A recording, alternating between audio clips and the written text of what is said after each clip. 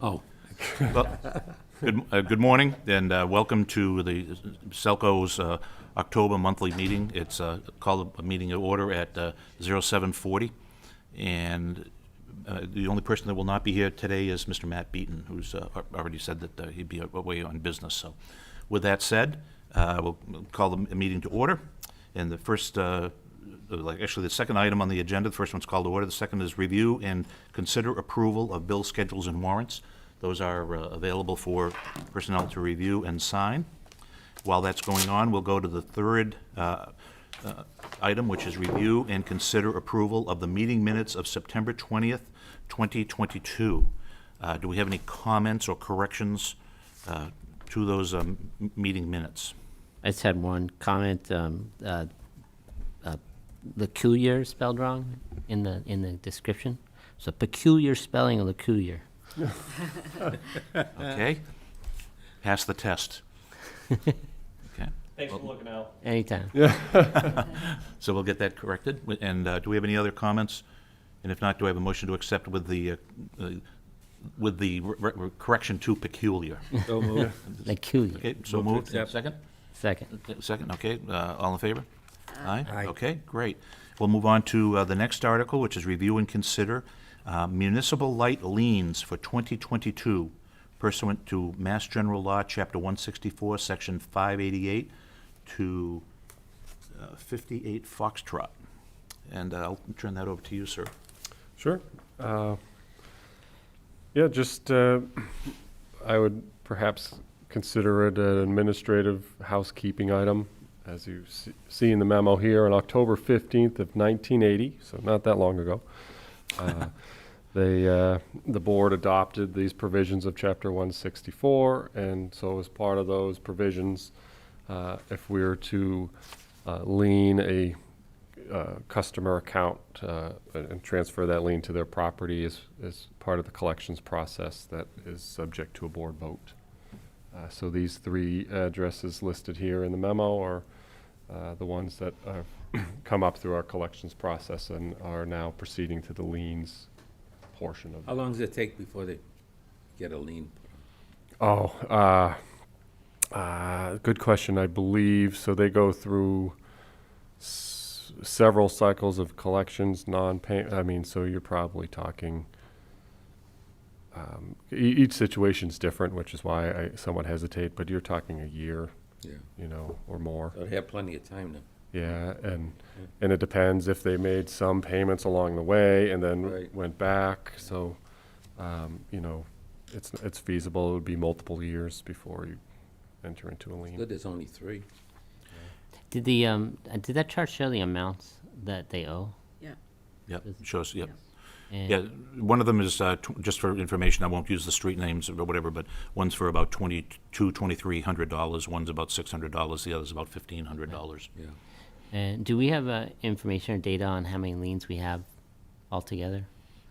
Still That is a good on the books? question. I don't know that number off the top of my head, but we definitely have a record of that. Mhm. I'll be honest with you, I've been on the board for X amount of years, and I just don't remember ever Me- addressing this issue on the lien. So Yeah. it's Me good that it's come neither. forward that now we're aware of it, but. Yeah, Right. me neither. Okay, so, great. Okay, so do we have a motion to approve the placing of liens on these three pieces of property? And it's so moved. Okay, do I have a second? Second, just a question, sorry. sorry, How go we notify, how do we notify the resident or homeowner of the lien? So that would be two-part process. We have, I don't see her here, but if you run across Ashley, she's been doing a great job with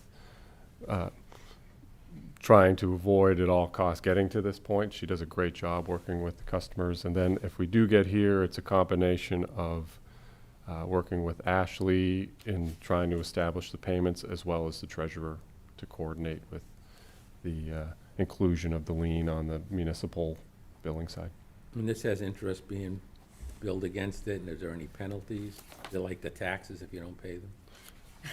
No, I don't believe so. It just, No accrued interest, it's just, I think it's Yeah. just Yeah. pay the base, It's just- Good. the base fee that you have, so. yeah. Otherwise, you're getting such a I'm hole. quite familiar with one of these, and there would be, it's Yeah. just a bill that has to be paid Yeah. because the house will be sold. Right. But Yeah, Just make it legal. Yeah. Right. Well, we do have and it has been seconded, so vote in favor of, or do we have a vote in favor of the approval for municipal light liens for 2022? All in favor? Yes. All right. Aye, okay, thank you. Okay, moving on to the probably the most important thing we have to talk about today is the review and consider approval of the generation and transmission adjustment, AKA GTA. Okay, then again, sir? All right. Yeah, this this one is just a sign of the times that we're in with respect to the energy markets. Just to touch upon some of the noteworthy points here, we're facing unprecedented increases in energy prices. If you look, we tried to incorporate some of the screenshots just for our month-to-month energy costs, increases that we're facing. So the total tally at the end of the winter, if you look at those numbers, really results in substantial undercollections with our current rate structures. So ultimately, we're recommending an adjustment from the current 1.3 mils, if you will, to 2 cents. So that is about, I believe, roughly a 13% increase on your average 750 kilowatt hour per month customer's bill. Again, still comparing favorably to others. And our intent there is that spreads the substantial increases over the winter months through the next year, so that we are smoothing that curve a little bit, and we'll reevaluate our actual costs next GTA review cycle, which is in the spring, so March. For specific data points, here the current people's current bill at that 750 kilowatt hour level would be around $107. This adjustment would make that bill $121. And then just to add in some perspective, and I fall in this category, but National Grid's current rate increase in the same category, they'd be $368. So this is roughly a third of what a National Grid customer would pay. Eversource is scheduled for their increase in January 1, so that number in the chart is looking lower, and Unitil is slightly under National Grid. Theirs went into effect, and that's 319. So, so we're still trending favorably with your majority market share incumbent utilities across Massachusetts. We're all facing the same skyrocketing energy prices, and there's just no way around it. And so that's where I'll just highlight some actual figures from this chart, as you can see here. So when we calculate the GTA, we have this nifty spreadsheet. The first screenshot that was pasted in here, actuals January through August. So just to, I guess, as a refresher here, the GTA component is a reconciliation of the prior 6 months. So that's that first chart, January through August. It goes back and trues up what we actually spent on power supply costs. And then we incorporate a forward-looking forecast, October through March. That's one thing that is somewhat unique. I know a lot of PCA, GTA methodology often just do the true-up, but I'm a proponent of trying to incorporate the look-ahead to try and get ahead of the costs to come, and so that's where you see this major change. So for the prior 6 months, we had an under recovery of just under $600,000. That's not too bad, and so it's not really until we take a look that September through March of next year, really it doesn't kick into effect until December. So December, we trend, even October, right? We are still collecting to the good of $470,000. But in December, with winter pricing going into full swing, December, January, in February, we're really seeing 1.2 million, almost a $3 million shortcoming in January, and then back to 2 million in February. So that's really where we're taking that major hit with winter pricing.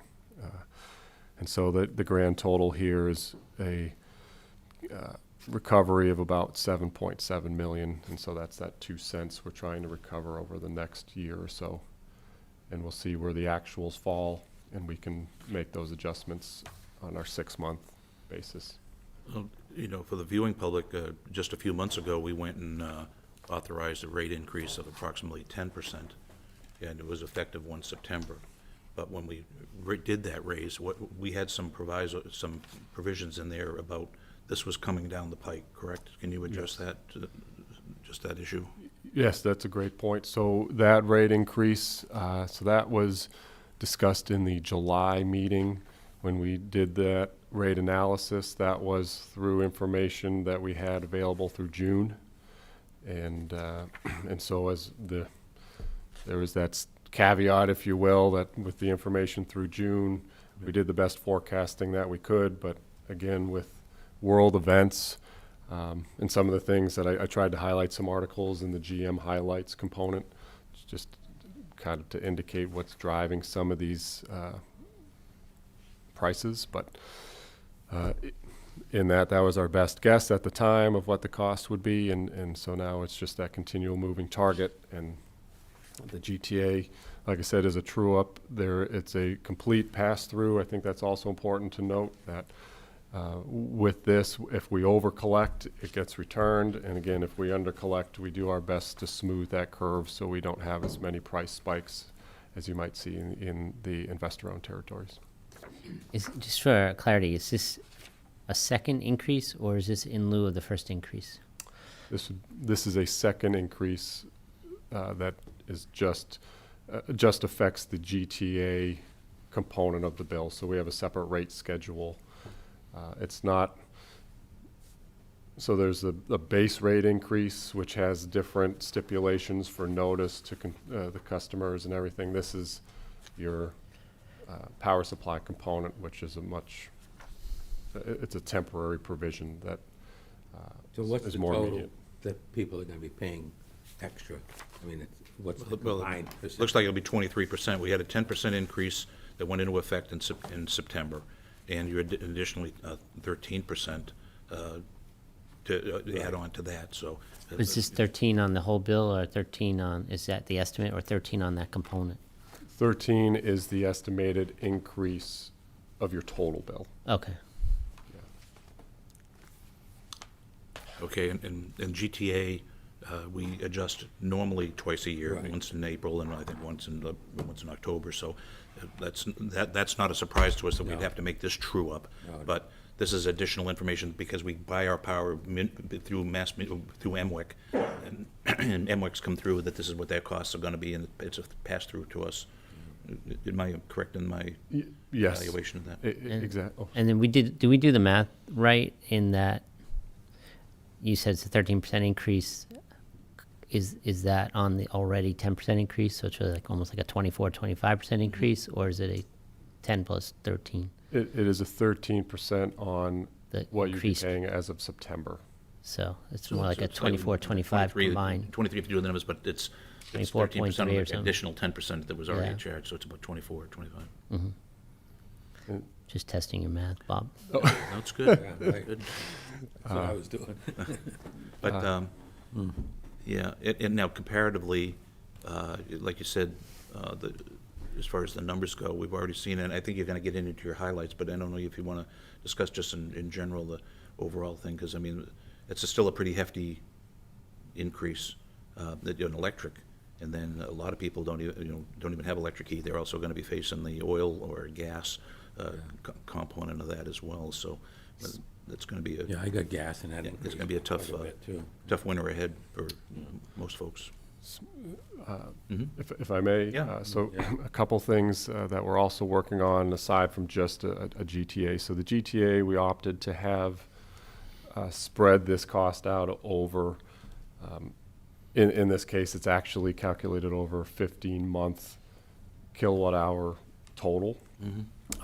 But that doesn't mean it has to be 15 months. One of the other provisions we'd like to take a closer look at as we get more actuals in the spring is, and I believe you've mentioned this before, is when do we bring in rate stabilization funds?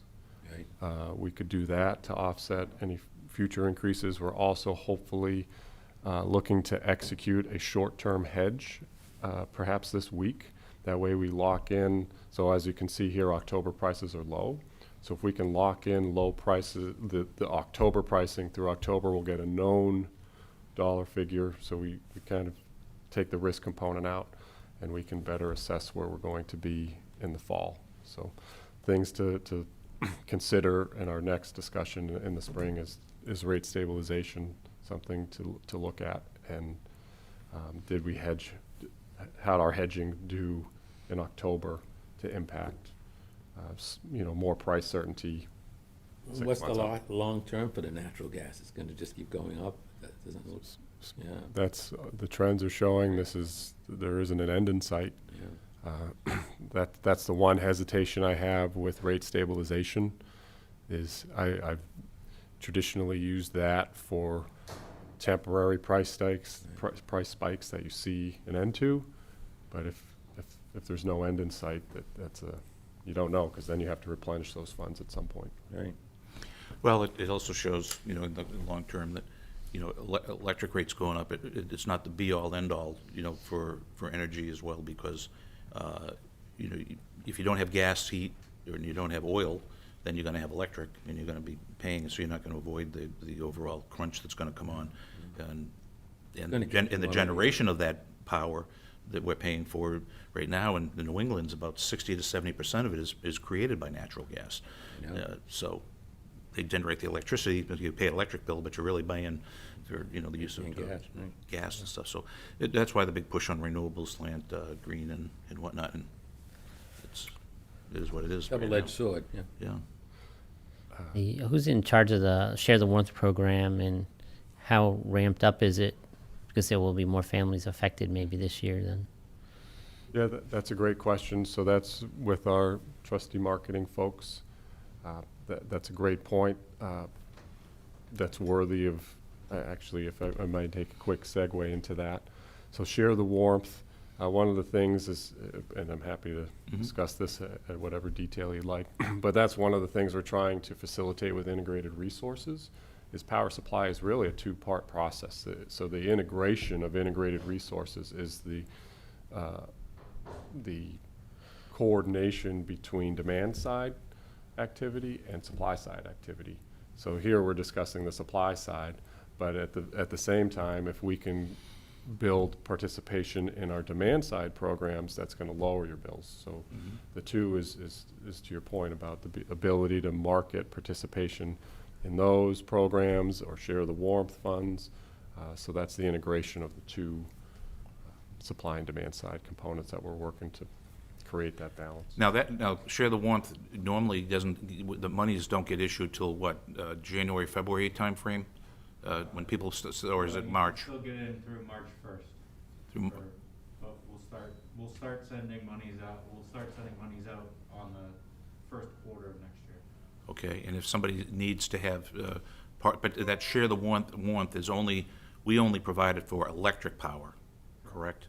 Whereas the oil slant, the Shrewsbury Youth and Family Services kind of was overseeing the oil side, right? Yes. Okay, so they have their own, we coordinate with folks for that, but I mean, so our customers apply directly to us for that, for Our Share customers the. apply to the Share the Warmth for the electric side, yes. Yeah. Well, they don't go directly through us. They go through Council on Aging, Shrewsbury Youth and Family Services, St. Anne's, that type of thing. Okay. Right. I Okay, think, well, it's not good news. no, Oh, yeah. no. You can't put lipstick on a pig and make it look decent. So anyways, with that said, with that's not even a matter though. I mean, it's just No, because it's 13, 14, we're effectively a 14% increase almost when we put this together, and to be revisited again in April, where if we save money, it'll go down. If we don't, then we'll have to make a further adjustment. But right now, we don't see any other pending increases between now and April. Unfortunately, it's something People that's can't going, see- it's yeah. across the, like, everybody's doing it. It's not like it's just us, like, Oh, no, everybody has no. to, Well, is suffering from this. Yeah, and 10% of our natural gas is actually being sent to Europe right now because of the situation that's Yeah, going there, yeah, I so that saw even that. drives up the cost even further. And- Okay, Yeah. do we have a motion to approve the proposed generation and transmission adjustment? Yeah, so moved. Do I have a second? A second. Okay, all in favor? Aye. Aye. Aye. Okay. General manager's highlights, sir. All right. So staying in theme, I figured I tried to transition the two discussions with, with some coordination here. And so I included in the articles several items for perspective with respect to our GTA and our rates. So just to save folks from looking it up perhaps, currently as of September 1, our total price, residential total price without customer charge is just under 13 cents. So 12.82 cents per kilowatt hour is our non-customer charge component of people's bills. So if you look at some of these articles in here, you're seeing similar figures, except in, for instance, I believe I had it in here for like New Hampshire. New Hampshire, the rate increases being presented to the regulatory agency are 22 cents, 17 cents, and 26 cents. Those figures are all more than double our current rate existing. So these are staggering increases that we're seeing around the region. So there was an article that was New Hampshire in particular. Just for another insight, some of the local media agencies are picking up the rate increases. So I incorporated one from Peabody, who typically, we trend with in terms of rate comparisons. They're, I didn't put it in this excerpt here, but they're going up to 14. So they're roughly, I believe that was a 17% total rate increase on their adjustment. And they have already made the decision that 17% incorporates rate stabilization funds in their strategy. So that's just another noteworthy point. I'll circle back to the fiber component. Can I ask you, you keep talking about rate stabilization funds. Where do those funds come from? Great question. So rate stabilization funds are or if you will, a rainy day fund that we've established to use in situations where we'd see price spikes, that we can create price smoothing for the customer. And that goes back to, it's somewhat subjective, and I guess in the strategy when to use that.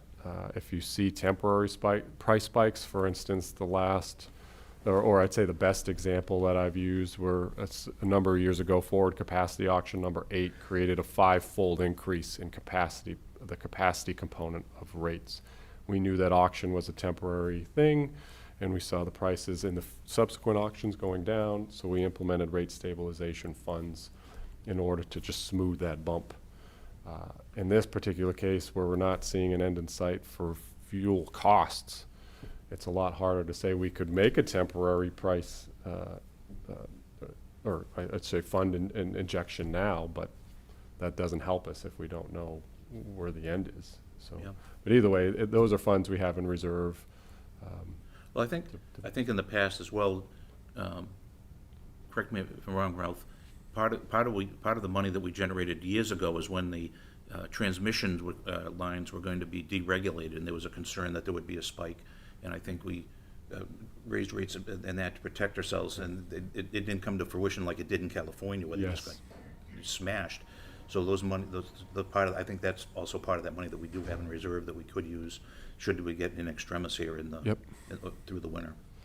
Okay. And actually, I'm sorry, just not to circle back to the other document, but if you do look back on the last table was through to the spring, the shortfall we'd have for power supply cost. So we have about, I believe, $3.5 million in rate stabilization. So just this is purely a conversational example, but in theory, if you take the 2-cent GTA, we'd still be short about $4.5 million. So in theory, you could inject that rate stabilization down to zero, wipe out the shortfall, and then see where we're at then. But then there would be this provision to replenish that rate stabilization Like fund. completing the oil reserve. Exactly. You want to keep something. Yeah, the Exactly. strategic oil is just gonna be sucked dry here, okay. Okay, let's go on then. So again, I guess we won't have to keep beating the topic here, but just some other indicators that I've found helpful in monitoring. How long is this going? And so Western Mass, same thing. Energy grids, winter reliability is okay, but could be pricey. So we've been monitoring ISO activity just to see if there's any indications there. And again, I'll say that reliability could be okay. That one provision that we're monitoring closely is if we trend much colder than average. There is some concern. In fact, I think I saw an article pop up in my news feed today. I think it might have been the Wall Street Journal, that if we trend colder, there are risks for blackouts in the Northeast. So there's a lot of uncertainty with respect to fuel supply, and because we're so heavy on natural gas, there is some concern that if we're too cold, we'll have short supply. And I guess on that note, I can shift gears to just the broadband side. I thought there was an interesting article too. Again, on the cable side, everyone's all costs are going up, and so one of the big components carrying over from the pandemic is equal access to connectivity and telecommunications. So Boston actually commissioned CTC, which is the same outfit that did our study for the fiber project, and their findings are, again, much larger city, but $900 million is their estimated price tag to fiber access to the entire city. But I think the important takeaway from that is, again, they're taking a close look at the municipal broadband model as a means to provide that, blanket coverage for all aspects of the city and provide that equal access to internet. So that was just an interesting take on a major player in Massachusetts. And then just the last one, sorry to jump around, I forgot I included this one, but I think, Bob, you just mentioned it. But it was an article on one of the drivers for the price spikes is the fact that we are exporting a substantial amount of natural gas. And just one of the things that is interesting that they have ruled out is a ban on natural gas exports. So again, a place like the Northeast seeing natural gas constraints, one of the mechanisms that we've been monitoring is, do we actually ban exports of natural gas and LNG to Europe with the conflicts going on over there? It looks like that's not going to happen, which is yet another indicator that this is probably an ongoing pricing issue. So, sorry to circle back on Good that. news? I know. I'm trying to think. I mean, I try and throw the HR section in next because Yeah, generally it has uplifting There you go. messages about things. But I know I'm really sorry. I kind of saw that coming. So anyway, so if you had any further questions, I can move on to these other ones and try and end on a high note. So we have, in fact, it came through my email, I believe it was yesterday, but Sean Breen, he's now a maintenance tech, and we just got a great email from two folks, Joe Bigwood, Sean Breen. We get the emails from service calls they've done that they've done an outstanding job, so give them a quick shout out with timing. Paul Pepka is another one. So again, trying to stay positive, but in the theme of all this market activity, we also have the hiring challenges that everyone's facing out in the world. And so, we're not exempt from that as well. But so Paul Pepka is an internal transfer from the cable side. He's now a second-class electric maintenance worker. And so one of the things that's noteworthy there is we had Carol retire, if you remember, from our metering group, long time employee.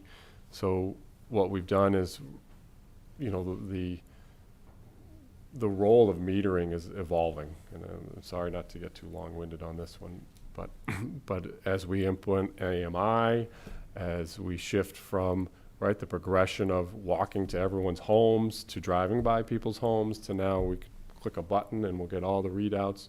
So we've kind of rolled it into one for also cross-training and career progression purposes. So Paul Pepka took our second-class electric maintenance worker role there from the cable side, and that's going to work out great. He already knows the system. He's been going to school, so just a quick kudos to him and congratulations to him for taking that. That's going to help us a lot and has already helped us a lot. And we do have some ongoing recruitments. Customer service rep, we made an offer end of last week, I believe, so we'll have a new face in a couple of weeks. We'll incorporate it in that next report. Really tough to find engineers, so if you know anyone, please encourage them to apply, but I don't know if the schools stopped teaching electrical engineering is what it seems like. I don't really know where everyone went. Yeah, 9 out of 10 kids that say they're electrical engineering majors are all computer science. science, yeah. And nobody's doing the big cable slant three-phase stuff. Right. And Yeah, so those are ongoing. Those are tough. So we're trying to figure out what our options are there. And yesterday and today, this director of IR and customer experience, that's Jackie's role. We had interviews yesterday, and we have one today in a little bit. So we're optimistic that we'll be able to fill that relatively quickly. So that's good.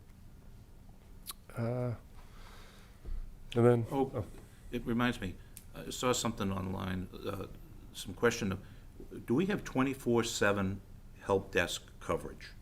Because I saw that somebody said they called and they got a message that said that they didn't open until 10 o'clock on a Sunday morning. interesting. So That would be if, it depends on the queue. That's usually the queue for power outages, that you will get just that message. But if you call the number 508-841-8572, it goes straight to the 24/7 help desk. Okay, so we just need to make sure that, I don't know if we need to change our message on one of those queues or something to let them know that to go to it, because it seemed like anytime somebody can't get to the help desk, obviously, it's a free shot for them, Yeah. when in fact, we actually do have the service, so. yeah. So would they have called just a number off the bill? Like, how would they have known? Well, they call the front desk here. Yeah, they're calling 8500. Correct, yeah, if you call directly to the help desk, that tree has all been reworked to incorporate the 24/7 help desk, but the 8500 queue needs some work, and unfortunately that touches a lot of pieces, so we are working on that. Okay. There's one specific option you can choose, and people seem to find that one. It says they're not open Yeah. till 10 o'clock on a Sunday. Okay. Okay. There's an option to choose an electrical outage, and that's the one that gets selected the most for internet and cable options, so. Okay. Oh, yeah. Kiddo? I'm sorry to interrupt. Oh, no, please. So then, I guess,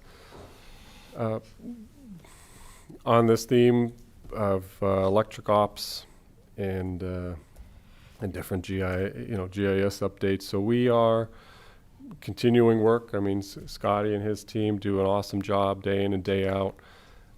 We can, one of the things that I'll emphasize again, I had a report yesterday. Again, the supply chain issues continue and actually perhaps are getting worse on the electric side. So again, we are we are being strategic, not to use that word again, but we're being strategic with respect to how we engage in our capital work. Again, because we just saw the hurricanes down in Florida, that depleted a substantial amount of transformer inventories. How's that- our transformer inventory? Do we have some? We have some, and that's where, so if you notice, the theme here again is we're keeping pace with development work. But again, like the 4 kV upgrades or this Right. work that, like, if it's still functioning and we don't need to change it, we're keeping it in reserve. Our last bid, there was a second bidder which had a slightly better lead time, but our last bid had 144 weeks. That's 2 years. Like that's crazy. And so in this is just highlighting, a lot of the work we're doing on the customer side. So, but we're seeing it across the board, and so we're focusing a lot of our attention. Our just to not to go off script here a little bit, but our AMI project is ramping up at the same time. We have this NISC. We went go live. I'm sorry if that's in here. I'm just now going off of memory. But we had financial go live yesterday into today.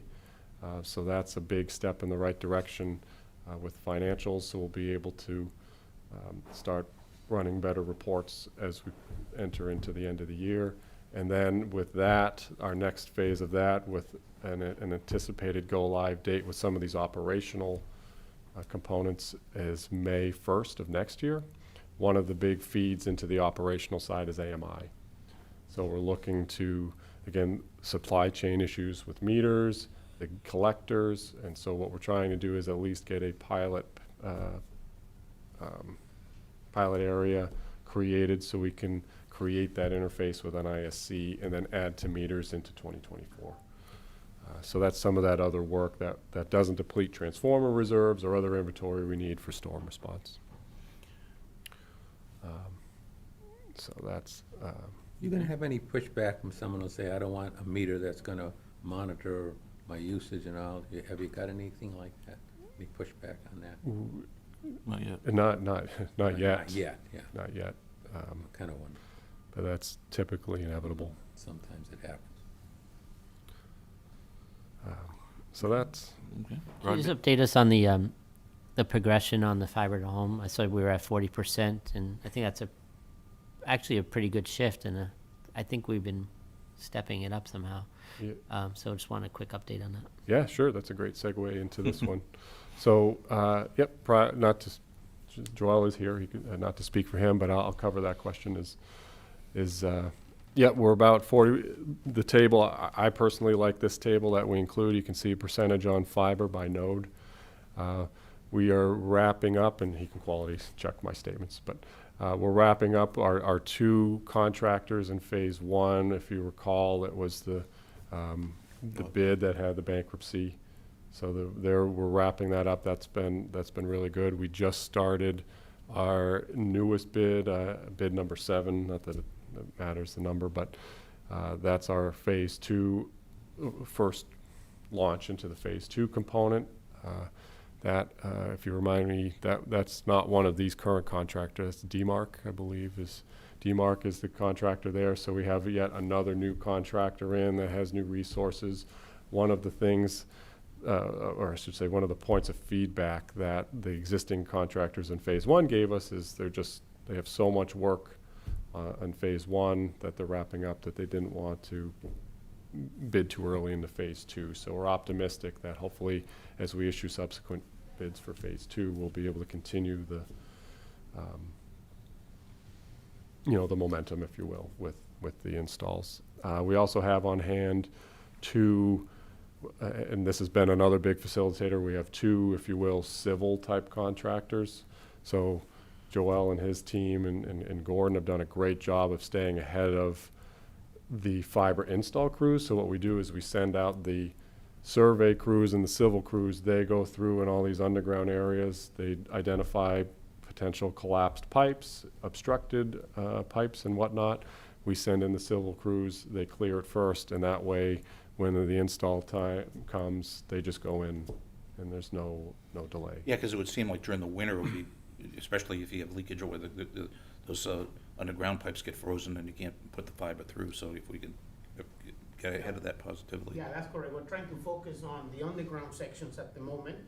And like Chris was explaining, we have a civil crew, multiple crews that they're just going house after house or street after street, just making sure that pipes are good to go and getting those make-readies, so that when the installers come in, everything is just good to go for the installation. We actually had that experience. So there was, I don't know, some pipe that didn't quite work, and it was seamless. It took an extra week or something, but the overall conversion experience was seamless and really, really terrific. So. I've had like bad experience. Let's see, and then so fibers. That one actually to continue to try and pull out themes of positivity. We had some lead time issues we had on the broadband equipment side, and so we had nearly a year lead time on some of the non-fiber equipment, but the other components for the fiber install. We're expecting that, and then all of a sudden we get a delivery truck show up to the service area, and so that came months in advance. So that was nice that we have that inventory. Our warehouse is full now, so I mean the downside is we hadn't planned for that surge in material, but that's fine, we'll take it. And so the plus side on that was we got materials ahead on the fiber side, so that's helping keep us going and on the current pace. And then I see you put that in there. We're finalizing designs for IFB 8 and 9. So these numbers, so phases 1 and 2, maybe just as to reiterate that point, phases 1 and 2 are going to hit the majority of single-family homes and businesses, and then phase 3 is more targeted at the multi-dwelling units. So we'll see the percentages continue to increase as we pass the single-family homes and businesses, and that's where 8 and 9 will come into play, and then phase 3 will, I guess, I mean, in my opinion, it starts to get a little bit trickier as we enter into the MDU phase, but that's where you spend a lot of time at one property trying to get that fiber service to all the different tenants in the building. So How do we work with the number of watching the planning board and whatnot, seeing these Chapter 40Bs and all these senior living facilities and everything else being jammed in? How do we set a standard, or can we set the standard so that when even with the 40B, where they can violate a lot of other laws, or not, I shouldn't say violate laws, but they can certainly not overlook a few things. Can we insist that they install fiber as they construct? Well, I mean, we are doing the fiber installation, but yes, we're setting standards. And all the new buildings, we are requiring that they provide a micro duct so that we can, in the future, bring fiber to the different units. So do we have something that with the building inspector or with the planning board? We usually when there is an engineering firm working, they will reach out to Ralph or Ralph engineering team, and that's when we give them our specs for both electric and electric, okay. cable. So, How's the, I'm not jumping ahead, but over the top as far as how we're doing Miniver and whatnot, because I know I've seen some articles where they're saying now that a lot of these companies that are providing, over the top individual things are now starting to bundle, and they're getting to be as expensive as regular cable. So yes, the application is ready. We're hoping to go live on November 1st. And I got Rick and Aaron, who has been doing a lot of the work on that. We are testing it at the moment. We have almost every single feature working. I know Ralph is testing it, and he's going back and forth with me on feedback.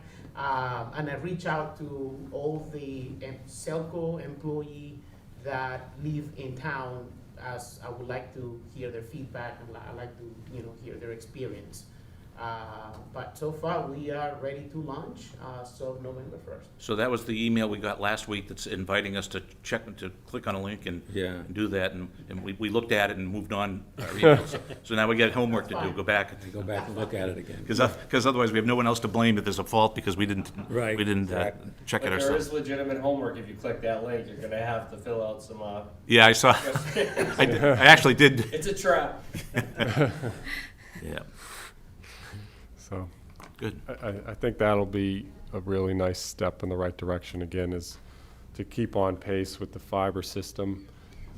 You know, it's just the cable system, just to, like anything, right, continues to get older. Right. There's supply issues there, and so this is, when this goes live, we'll finally have that ability to be able to offer the triple play services on fiber completely. So that'll be a big step to that, in that transition phase. And it looks really nice. Modern, Good. We'll take your word for it. Yeah, No, I no. promise. It's cool. so, yeah, so that's been keeping those folks extremely busy, so that's good. We have that. Just a couple to fill in for what Jackie normally covers.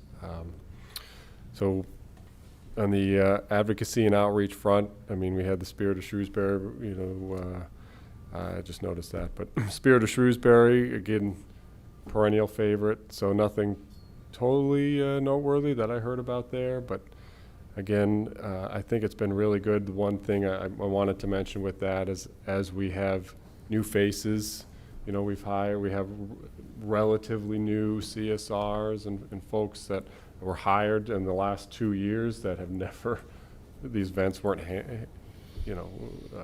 held, or, you know, we were just talking COVID. earlier about an open house. Right. I've never been to an open Oh, yeah. house. So these things are great, and so we had a bunch of folks go, and we're getting more people exposed to some of these really nice events that were held before some of us were brought on board. So that's Yeah, you know, are we looking at doing the open house down at the garage this April, May? Because that takes coordination with the second and third grade school. Yeah, Oh. we're looking to do it. We'll touch base with the schools in January, February to make sure they want to do it. Okay, Because one of the concerns last year was they didn't want to have that many kids in one small location. Right. So it's, yeah, it's on my to-do list, and I want to get it back up and running. So okay. hopefully 2023 it is. My kids still talk about it. Yeah. They're, Everybody one's graduated does. college and income. Really? I had multiple people, speaking of Spirit of Shrewsbury, I had multiple people come up to me in Spirit of Shrewsbury in our open house t-shirts Mm-hmm. and telling me that they're looking forward to, and Liz, I know you're listening, but looking forward to green screen Yep. was a specific thing. So they're looking forward to it. You know, some of their brothers and sisters that didn't get to do it, hopefully the next generation will. So Yeah. Years ago, we did bucket rides, so that was. Yeah, that's come and gone. It's a no. Insurance, unfortunately, I know Yeah. it was just like the fire department had their open house this past Right. weekend, and my two grandsons were upset that they couldn't raise the hook and ladder and Yeah, right. take a ride on that bad boy either, so such is life.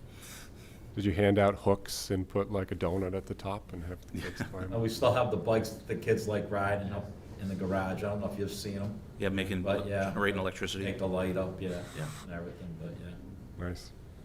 Great. Yeah, well, I'm glad that we're gonna be hopefully getting that started up again. absolutely. Yeah.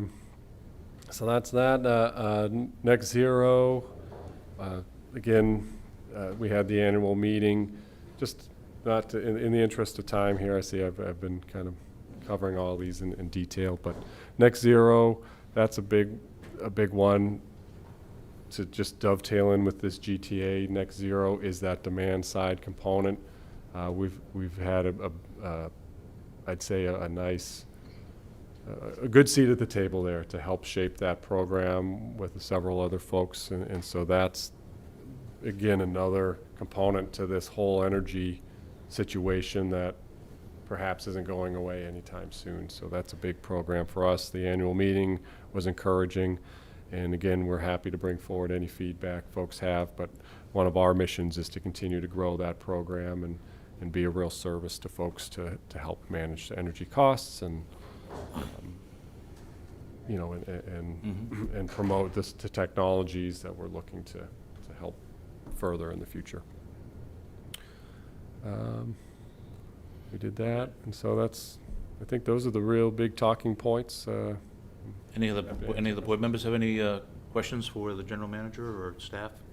Because if not, we're going to be wrapping up in this open meeting and go and make a motion to go into executive session here in a minute, but I just want to make sure anybody in the audience has anything to add? No? Okay. Great. Well, thank you very much. So now that's finished our open session, but we're going to make a move to the commission votes to enter into executive session for the purpose of executive session pursuant to Mass General Law, Chapter 30A, Section 21, Alpha 10, to discuss trade secrets or confidential, competitively sensitive, or other proprietary information provided in the course of activities conducted by a governmental body as an energy supplier under a license granted by the Department of Public Utilities pursuant to General Law, Chapter 164, Paragraph 1, Foxtrot, Board of Selectmen Cable Franchise Agreement. With that motion that I have, do I have someone to Yeah, I make move. that motion? Move that motion? Okay. and Second. Second, okay. We'll take a roll call vote for that. Mr. Rivolo? Yes. Yes. Is that- Yes. Yes. Okay, with that, we'll close the open session, and we'll go roll into executive session at the time of, last time I really messed this up, so, Oh, 8:32. Still 8:32. 8:32. 08:32. Okay, thank you.